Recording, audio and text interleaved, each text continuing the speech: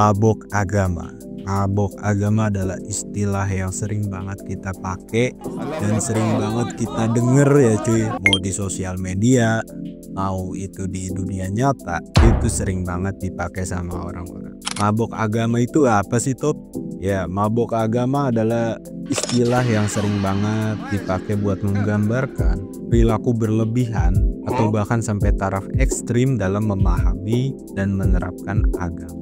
Tapi mereka tuh nggak memahami konteks dari nilai kemanusiaan dan keberagaman. Jadi kali ini seperti yang udah gue sebutin tadi, gue pengen ngebahas topik mabuk agama. Gue pengen disclaimer dulu ya cuy. Video ini adalah opini pribadi. Gue terbuka banget buat diskusi di kolom komentar ya cuy. Jadi langsung aja komen kalau misalnya lo pengen diskusi. Oke, jadi langsung aja kita bahas.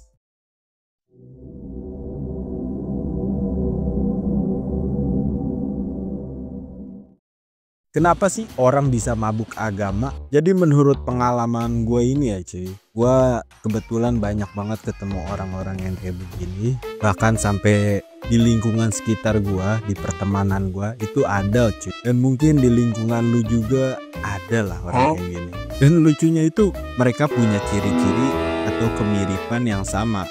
Kira-kira apa aja tuh Tot? Mari kita bahas. Ya, satu, kurangnya pemahaman tentang agamanya. Banyak orang yang memahami agamanya itu cuma dari permukaannya aja cuy. Jadi kayak mereka tuh sebatas belajar tentang ritual, hukum-hukumnya, dan lain-lainnya lah, tanpa memahami konteks atau makna esensialnya cuy. Jadi doi ini biasanya cuma belajar ritual, hukum-hukum, tanpa memandang nilai kemanusiaan atau keberagaman.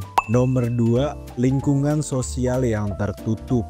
Ya, lingkungan sosial atau keluarga yang tertutup itu juga salah satu faktor utamanya cuy, kenapa orang bisa mabok agama. Kayak contoh, ada anak kecil tinggal di lingkungan yang isinya benci agama tertentu. Maka sudah bisa dipastikan anak kecil itu tuh bakal tercuci otaknya untuk membenci agama tertentu. Karena anak kecil itu kayak kertas yang kosong dan bisa diisi apapun sesuai orang dewasa inginkan. Apalagi ya Tot, di lingkungan itu tuh biasanya cuma ada satu sudut pandang. Nah itu juga yang bikin orang-orang yang tumbuh di lingkungan yang punya satu sudut pandang itu tuh susah banget gitu buat nerima sudut pandang orang lain atau sudut pandang yang berbeda dari kelompoknya. Ini juga yang menjadi faktor kenapa mereka berpikir sempit. Ketiga, pengaruh tokoh agama atau kelompok ekstremis. Ya ini juga salah satu faktor utamanya juga ya. Karena kebanyakan orang yang gue temui mabok agama biasanya dia sangat menjunjung tinggi tokoh agama yang dia anut, mengagung-agungkan kelompok tertentu yang dia ikutin. Nah biasanya lu pasti sering banget ketemu orang yang begini cuy. Karena gue aja sering ya di lingkungan gue ketemu orang gini, pasti lu juga lah. Nah tokoh agama atau kelompok ini tuh biasanya menggiring opini banyak pengikutnya pakai kata-kata yang membakar emosi di jiwa buat nyiptain rasa superioritas di agamanya. Bahkan dulu sempet ada di salah satu daerah Indonesia itu ada rumah ibadah yang dilarang cuy sama warga sekitar, tidak dapat izin. Tapi setelah diurus beberapa waktu gitu, rumah ibadah itu sudah mendapatkan izin. Pas sudah dapat izin, brengseknya itu ditembok cuy. Pintu masuknya ditembok, mending pakai bata, di beton masuk. Bahkan gue juga dulu sempat inget ya kalau di beberapa tahun lalu, bahkan mungkin sampai sekarang itu banyak banget banner misalnya kami warga ini menolak rumah ibadah ini dibangun karena mayoritas ini. Nah itu tuh sering banget cuy, mungkin di beberapa tahun lalu atau zaman sekarang masih ada. Keempat, krisis identitas. Ya biasanya orang yang mabuk agama itu menggunakan agamanya untuk tempat berlindung cuy. Mereka menggunakan fanatismenya ke agama untuk membuat diri mereka tuh berharga dan superior. Bahkan sampai tahap ekstrim itu bisa ngebuat ilusi merasa lebih suci dan merasa paling benar. Atau kalau anak zaman sekarang bilang mah cipaling-paling dah, cipaling inilah, kayak gitu cuy. Kelima, kurangnya pakai otak. Iya, memang rada kasar tapi biasanya mereka tuh kurang pakai otak. Kurangnya berpikir kritis di masyarakat kita ini emang udah mendarah daging gitu. Dan ini juga bisa membawa dampak yang signifikan untuk orang yang mabuk agama. Karena misalnya nih ya, tokoh agama menjelaskan tentang suatu konteks, bukannya dipikir-pikir dulu, doi ini malah telan mentah-mentah cuy. Dan lucunya bahkan sampai dia tuh di tahap gak paham konteksnya dan cuma menelan mentah-mentah apa yang dia terima gitu. Belum lagi yang literasinya rendah ya cuy. Itu tuh gampang berdadah buat dimanipulasi dan jadi bahan propaganda oleh pihak lain gitu.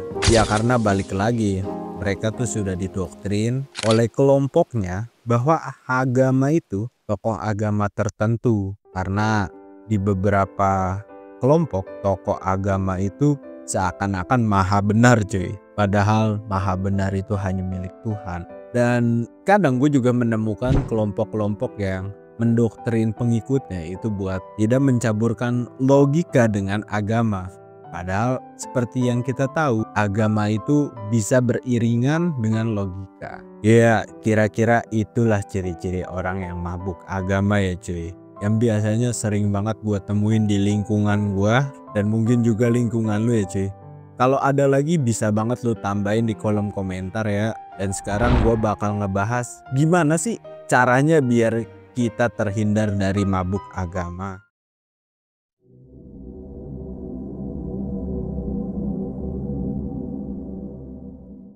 Satu, memahami apa sih esensi agama itu. Ya kira-kira apaan tuh bang maksudnya? Jadi lu bisa banget dengan mempelajari ilmu agama secara mendalam. Termasuk nilai-nilai universal ya. Kayak contoh kasih sayang, keadilan, dan yang paling penting toleransi. Yang harus lu hindarin mungkin terlalu fokus yang terkait dengan simbol dan ritualnya aja cuy. Tapi lu harus pahami tujuan agama tercipta itu untuk apa. Karena semua agama yang gue tahu ya, tujuannya tuh buat hubungan harmonis kepada Tuhan, diri sendiri, dan sesama manusia cuy. Dua, belajar agama dari sumber kredibel. Ya lu harus banget pastiin tokoh agama yang lu ikutin itu emang orangnya menyebarkan cinta kasih, bukan dari tokoh agama yang menyebarkan kebencian. Terus juga belajar agama tuh dari konteks sejarah dan budaya juga, biar lu nggak ada salah paham ya tot. Ketiga, berpikir kritis. Nah ini juga faktor penting bet dadada. Jangan sampai lu terima ajaran secara mentah-mentah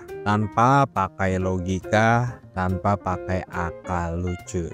Jadi lu harus banget bijak milih ajaran tertentu, apalagi kalau sudah bertentangan dengan nilai kemanusiaan. Mending lu cari tahu lah secara detail. Kalau sampai itu terjadi, lu bisa banget cari tahu penjelasan detailnya. Apalagi di zaman internet ya cuy, udah banyak ustadz-ustadz yang bisa lu cari di Google. Jadi pilihannya udah banyak. Apalagi di zaman sekarang udah banyak tokoh-tokoh agama yang bisa lu cari di Google. Jadi lu bisa banget nontonin ceramah mereka. Keempat, buka diri terhadap keberagaman. Lu bisa banget kenalin orang-orang di luar agama lu ya cuy. Lu bisa banget ajak mereka berteman, bersosialisasi. Karena menurut gue biasanya orang yang membenci kelompok tertentu itu ya karena mereka belum kenal aja cuy. Kalau udah kenal, lu bisa jadi memahami sudut pandang orang lain karena lu sudah kenal gitu. Jadi ini juga bisa ngebuka pikiran lu kalau sebenarnya orang yang lu benci itu gak seburuk itu, atau bahkan lebih baik. Kelima, latih empati dan refleksi diri. Lu bisa banget cuy latih empati lu dengan cara lu pahami perasaan orang dan situasi orang itu cuy. Ini bisa ngebantu lu buat lebih bijak dan gak mudah menghakimi gitu. Terus lu juga bisa refleksi diri secara rutin dengan cara lu pikirin apakah tindakan yang lu lakuin ya cuy benar-benar mencerminkan ajaran agama atau cuma mengikuti ego belaka. Lalu bisa banget tuh bercermin ya cuy sama diri lu sendiri, lu refleksi meskipun muka lu biasa aja nggak apa-apa lalu bercermin. Keenam, belajar yang seimbang. Jangan cuma belajar agama agama dan agama. Lu harus banget belajar ilmu-ilmu lain cuy.